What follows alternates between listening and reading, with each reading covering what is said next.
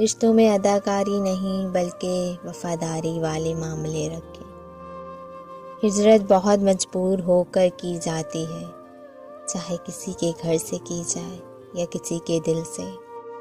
शिद्दत गम से सुलग उठती हैं जब रात, लोग उस वाक़या मातम को सहरा कहते हैं।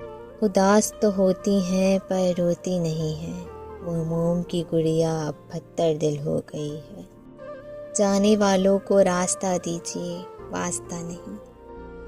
तू भी ना मिला तो मैं क्या मुंह दिखाऊंगा उन रिश्तों को जिनको मैंने तेरे लिए छोड़ा था। फहम से लाहक है वो भी मुझ बिन उदास होगा।